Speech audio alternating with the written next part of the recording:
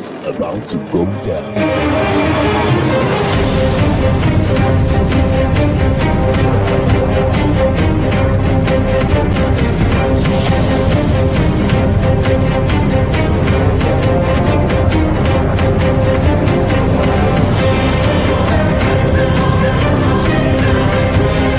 It's lovely pass, and here he turns cleverly. Can he find a finish? Oh, he can! Skilled by Joshua, and a return right hand. Good counter right. Bullet is hurt. Second right hand. That clipped him as well. Now he goes in for the kill. Well, Ricciardo is inching into the lead, and Ricciardo that win the Italian Grand Prix! Eguaveon running the floor. Still leading the way with Canada in there too, with the Netherlands.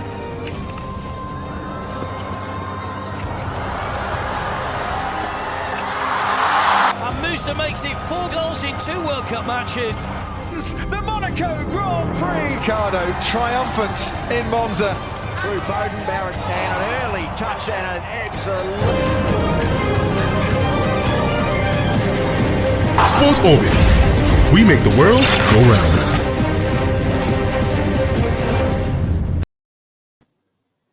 Hello, good afternoon, and welcome to today's edition of the Sport Orbit.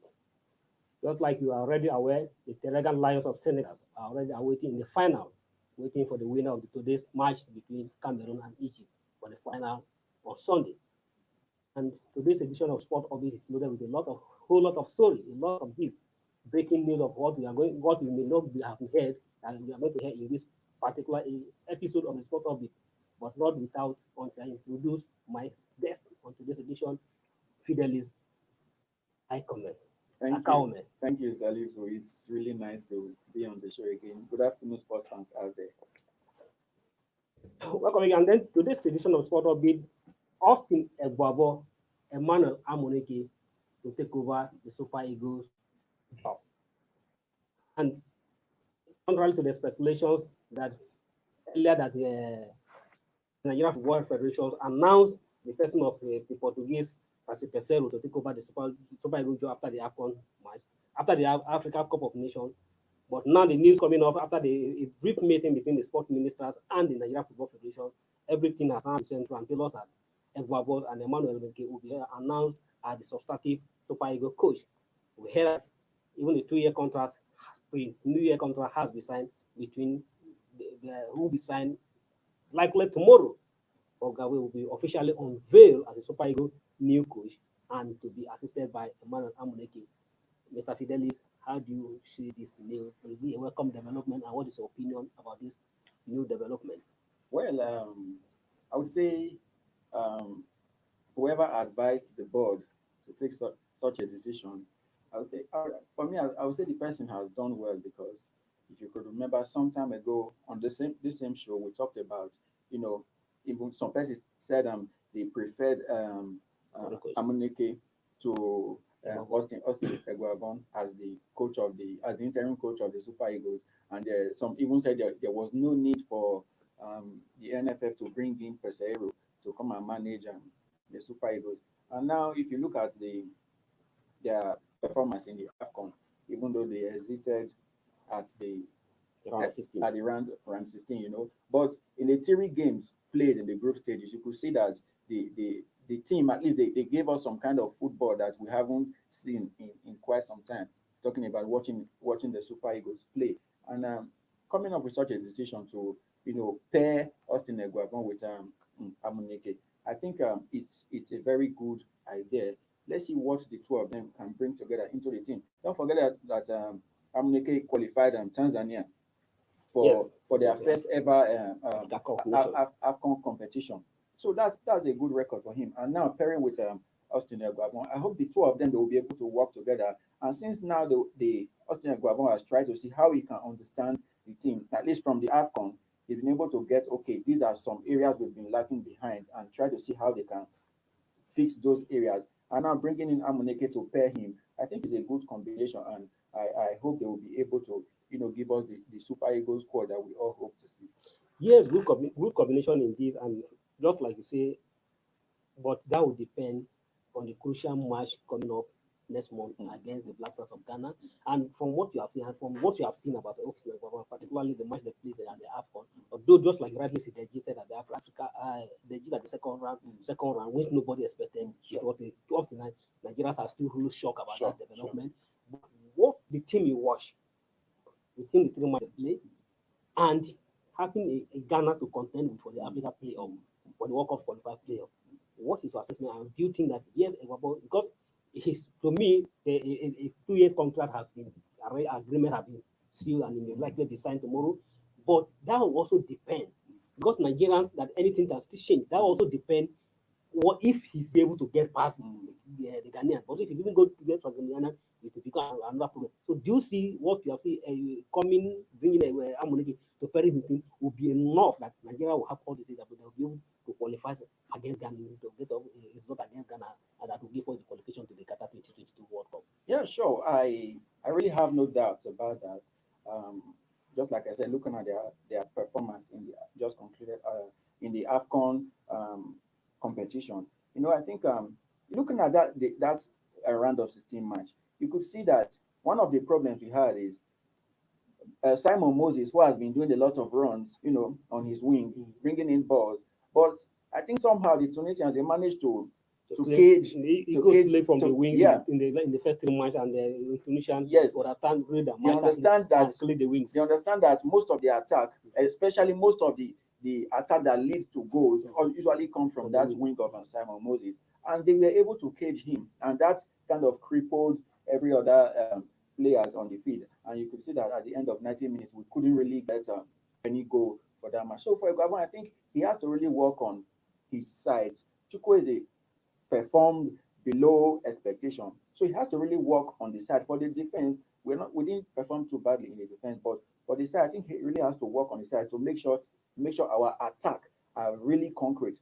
Don't forget that the Ghanaians are another very good team, even though those ones they exited the AFCON competition, even in the group stage, not even getting up to perform. They can't even get a single win. You could imagine that, but notwithstanding that doesn't take the fact away that the Ghanaians are a very strong side, especially this kind of team when they meet a very strong team like Super Eagles. They try to show what they can do. So, and like you said, that match will be a very defining and a deciding match for the future of Austin Eguaveon and pairing with Amuneke. So I hope they will be able to learn from their AFCON mistakes and see that they win that match, because Nigerians will really expect them to win that match, considering how they got our hearts broken in the AFCON competition. So I have no doubt that the both of them pairing together can give us a win in that match. You heard it from Okaume.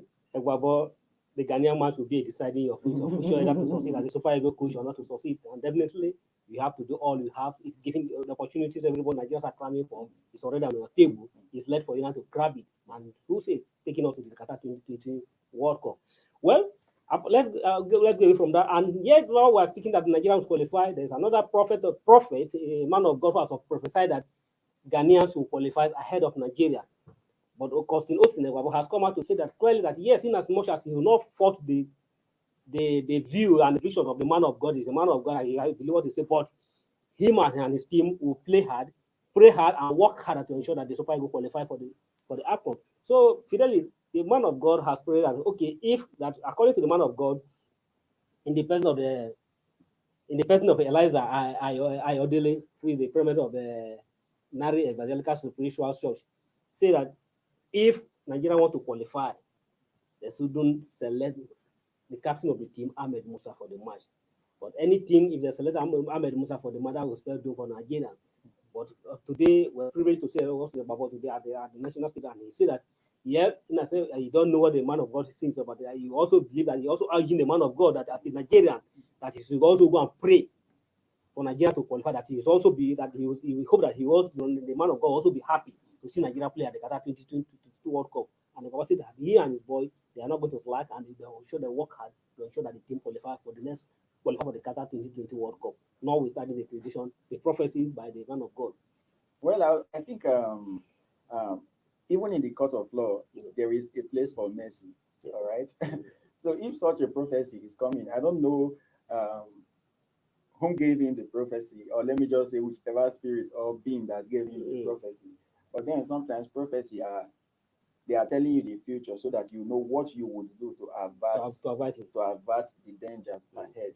And just like Eguaveon rightly said, fine, you've gotten a prophecy. You're a Nigerian as well. If the Super Eagles wins, you're definitely gonna be happy. Yeah. So I think what he should do, just like Eguaveon said, he should pray and see that the danger be averted. Because what if Ahmed Musa is the only available attack for that particular match? Do you say we'll use a defender to play the attack? No. So I think he should do what he needs to do. Pray that Ahmed Musa be okay. Whatever problem you think Ahmed Musa would have that would have cost Ego the win that day, he should pray that that problem be taken away from Ahmed Musa so that the team can win and everybody goes home happy. Thank you very much, Mr. Hakon. Pray, the man of God. Yes, you have seen, and God has revealed to you. Since God has, people say that the snake you see will not bite you again, and it's also God has revealed to you. All in the let us pray together. You also pray that since we are in Nigeria, or just like Iwabo say, we agree with the concept about pray hard to avert the danger and ensure that because Nigerians are clamoring that Super Eagles need to be at their sixth World Cup appearance. We just need to be there. So and another story that the former Super Eagles coach Gareth Rowe has also debunked the rumor that linking him to be the next Black Star of Ghana coach. The Gareth Rowe said that he cannot play against the team he show money. He say according to him, he said I don't have any agent or anybody intensifying my candidature to Ghana coach. Rowe told Nigerians that it will be difficult for me. I'm quoting Rowe directly. It will be difficult for me to fight against my former team. For me, him coming out to say it will be difficult for him to fight against his former team, I think I'll just keep that aside. This is this is football, all right? You are bound to meet different people, and your career is not stick to a particular team, all right? You could be the coach of this team today, tomorrow you are coach of another team, and those two teams can come out and meet each other. So I think I'll just keep that aside. But I think as well, I think it's quite too early now for such a speculation to be coming out that the Black Stars of Ghana, they've contacted him to come and coach their team, considering how he left Nigeria, and without making any meaningful impact. No meaningful impact. So I think it will be quite too early for any African team now to come and take him in as their head coach. So I think I would just debunk that, even just like the coach came out to say that it's all rumors. So I wouldn't believe that. And him saying that he will not play against a team with so much love, let's just keep that aside, because the time will come whereby he gets another job with another team and they will get to face Nigeria. No one cares, right? I quite agree with you. Even though he's as a Nigerian, let him to say General is a Nigerian, and he's contracted to go and coach another team. You said he's not going to play in Nigeria. So all this time is just to keep himself in the news. Sure. Because I don't even say Nigerians will not be scared of him if he's even going to coach a Black Star. Based on his performance both in performance in the Super Eagles, I don't think the Black Star will be interested in bringing General as the next coach. And if you even look at General, the biggest job he has get in his career is the Super Eagles. Super Eagles job. He has been traversing from Gabon to Niger Republic and also. So to say that he cannot coach the Black Star, I don't think he's trying to play. And even coaching the Super Eagles, even though is the biggest in his career, it didn't really quite end so well for him. So I don't see any other big African team coming to take him as their coach. Not quite at this time, Well, that is the more. Then we'll go for a short break, and then we'll come back. Then we'll continue. There are plenty story. We're going to review the result of yesterday's match between the Senegal and Burkina Faso, and then to do this match, we'll preview today's match between Egypt and Cameroon when we come back after the break.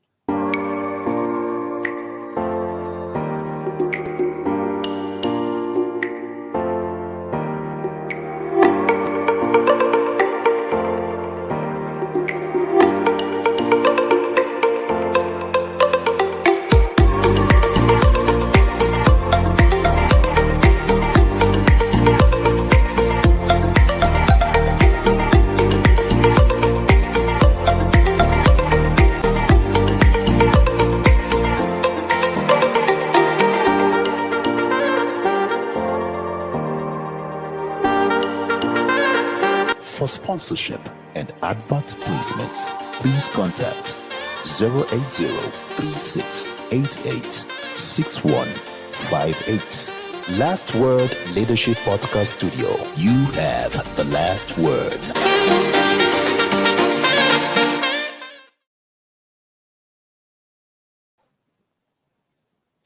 Well, welcome back from that short break. While the AFCON, while Nigerians were all waiting for the AFCON semi-final match between the Senegal and the Burkina Faso yesterday, in the Nigerian league, it was busy. It was a busy gallery for the Nigeria club play in the Nigeria Professional League yesterday, and with an interesting result in the match play yesterday in the midweek fixtures.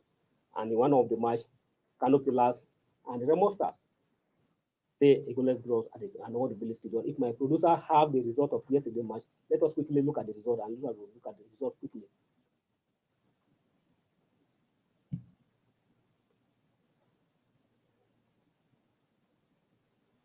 While we are waiting for the result of the match to be played from the producers. Even to this match, Gombe United will go against MFF of Lagos. And if you look at these two teams so far, Gombe MFF of Lagos have not been too fantastic this season so far, and now they are traveling to Gombe United. And Gombe United, well, to some extent, you see, may not have done fantastic well, but at least they have produced some decent results so far this season. So looking at the match between these two sides, how do you? Just like you rightly said, the both of them did not really perform so well this season. And I think the only advantage Gombe United is going to have against the MFM is the fact that they would be playing home. So yes, they will be playing at home. So I think that's one of the major advantage that they are going to have against the MFM. And even at that, I don't see much goals coming out from the match. Okay, then away from that, looking at yesterday, Mani was a star match yesterday against the Burkina Faso, and ensured that he managed the game and ensured that the Burkina Faso, the Senegal Lions, qualified for their second consecutive AFCON final. They were in the final at the 2019 held in Egypt, and now for the second consecutive time, with the same team, just with the little changes to the squad. Even though the technical team, the coach remained the same, and with most of the players remain the same. Now, second AFCON final for two consecutive seasons. So, what is your assessment of the match against Burkina Faso and Senegal Lions that are already booking their final and they are waiting for who the winner to this match between Egypt and the host Cameroon? For the Senegalese, I would say that's just the definition for consistency. All right. And for Sadio Mane coming out to give them the third goal in that match, which they actually won at 3-1, Sadio Mane coming out to give them the third goal in that match. That just shows his quality, because coming into the competition, a lot of people expected so much from him. He's been doing well in Liverpool, and coming into the competition, a lot of people expected so much from him, from Mohamed Salah, and a lot of other foreign players that were present in the AFCON. So I'm not so surprised at him, dragging his team into the final. It's quite expected from him, and I still wouldn't be surprised if they go ahead to win the competition. You still wouldn't be surprised the Senegal went ahead to become African champion. But coming to this tournament, Senegal is a top-ranked African team, the number one African team based on FIFA ranking. And at the same time, if looking at the squad, in terms of they are at the same time tagged as one of the biggest favorites, top favorite for this African competition. But at the start of the match, looking for their performance at the group stage, they were struggling and won to win the match. And at the same time, so looking at their performance so far from the group stage to this, so what can you say keep this Senegal going, despite they were not too impressive from the group stage and they were keep progressing now in the final? Well, I think they just took the competition one game at a time, because you see, looking at the four teams that were in the semi-final, even though the Senegalese now they are now in the final. Looking at the four teams that were in the semi-final, I think Cameroon is the only team that really performed well in the group stages. As a matter of fact, Nigeria defeated Egypt. So apart from Cameroon, the other three teams, they really didn't perform so well in the group stage. But then when they left the group stage, they took it one game at a time, make sure they win the games as they were coming. And I think that's what has really brought them this far. And also, they didn't allow complacency to come in, looking down on other teams like, oh, we can just defeat this team. No, they went into every game with determination, and that has brought them this far, right straight into the final. So, So a good one from on them. the latter one, are you saying that Nigeria that were so 100% at the group stage play all their matches in the group stage and then For Nigeria, the energy was supposed to have doubled when they left the group stage, but then the energy so depreciated. you say it means we wasted all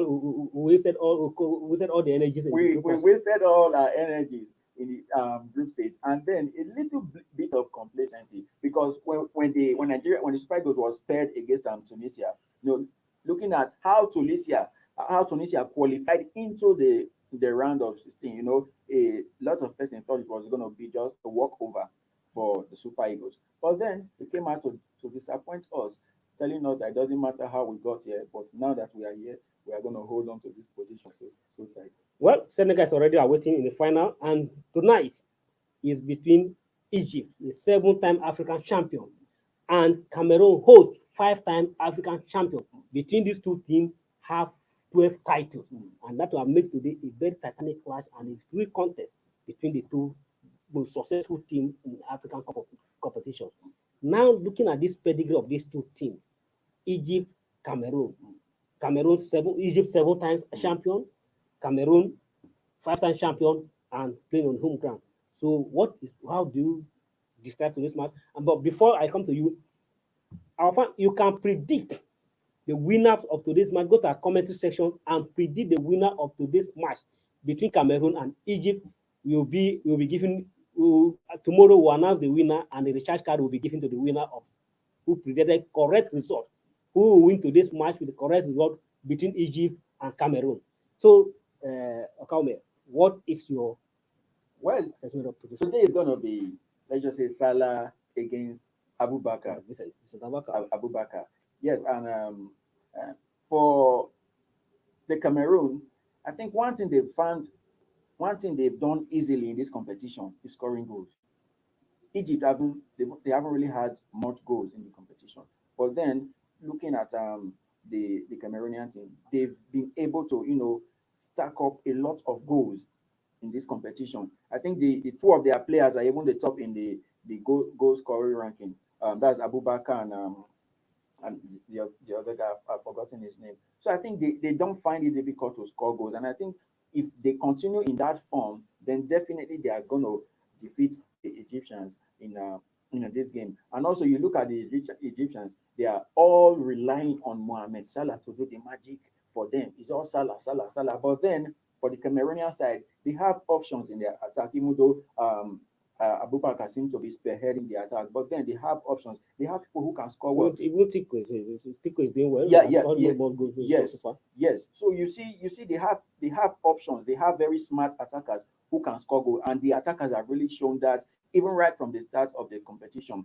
Because from the day one of the competition, I think they were the only team that had 2 goals. Other teams scored just one goals. But the two goals they scored in the even though they were penalties, But then they've been able to show that they can score goals all through going through the competition. And if they continue like that, I have no doubt they will go to the final and as well defeat Senegal in the final. And just like you said, okay, the Cameroon will go to the final. Is that what you're saying? Yeah, sure. But if just like you say, Abubakar could not score a goal in the quarterfinal match against Gambia. So far, he's still leading the table. He's still leading the score chart with the 5 goals. Top scorer of the tournament so far with the 5 goals.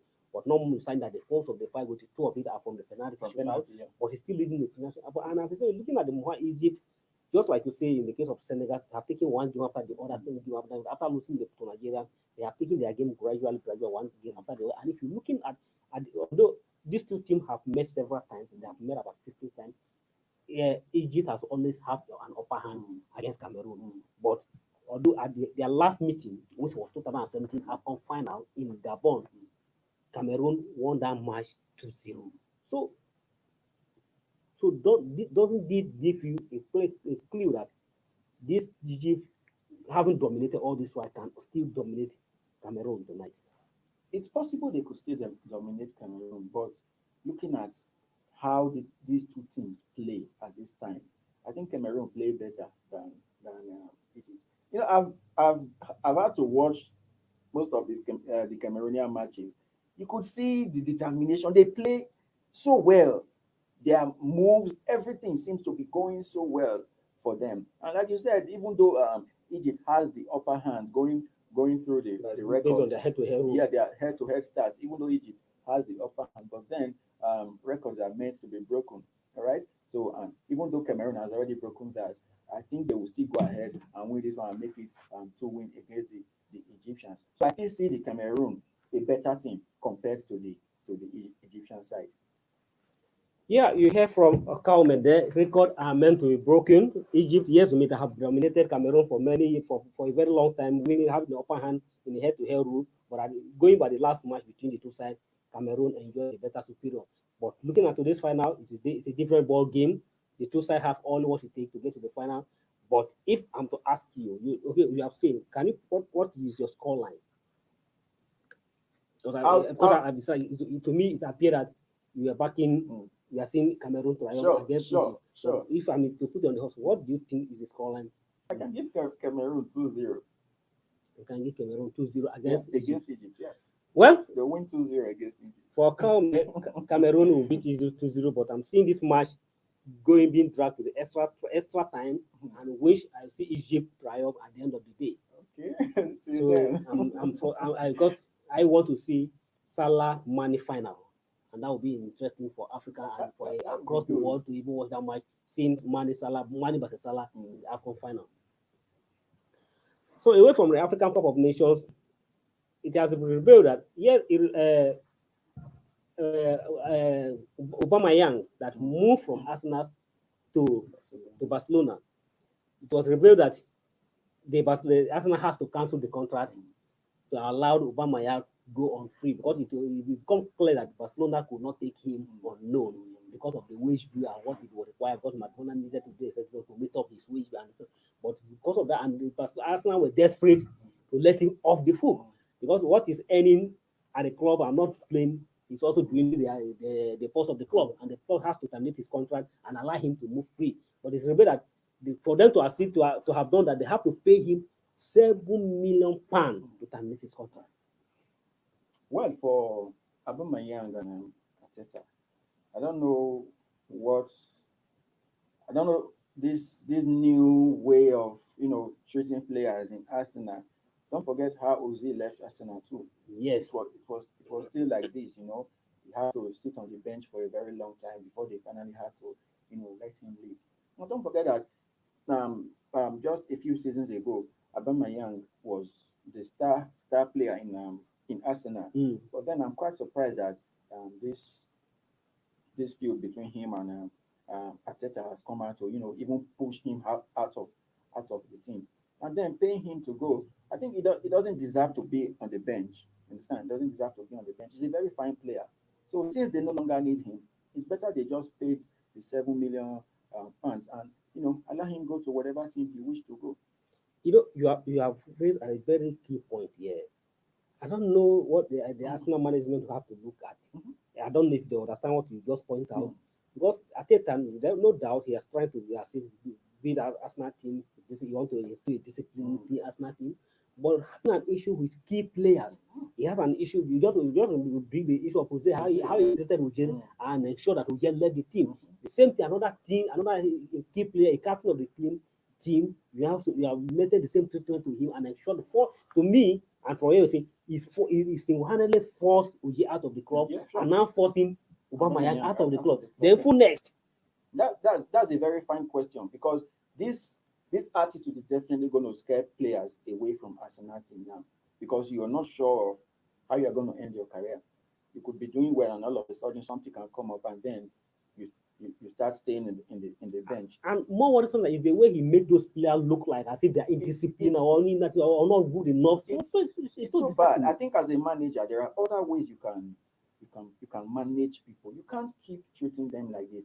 Okay, now if another player does the same thing that Aubameyang did, or another player does the same thing as Ozil, does that mean you are going to keep sending them away? You can't keep sending these players away. There are other ways to handle issues. But I think the board really has to look into this. But looking at football-wise, is Aubameyang edging towards his finished career? Is he finished? Is no longer a top striker?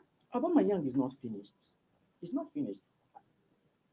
I can say confidently that Aubameyang being in Barcelona now is going to spark up his career. He's not finished. He's just 31. You understand? So it's just a waste of time. All the time he has spent to the bench in Arsenal, I think is a waste of time for him and his career. And luckily for him, Barcelona is another good team that actually needs people to come and show themselves. Now, so if he can prove himself in Barcelona in 1 or 2 seasons, you can see other big clubs, dragging to get Aubameyang. You heard it from Okame there. Ateta high-headedness may ruin Arsenal club because he can't continue to treat the senior players on the team anyhow.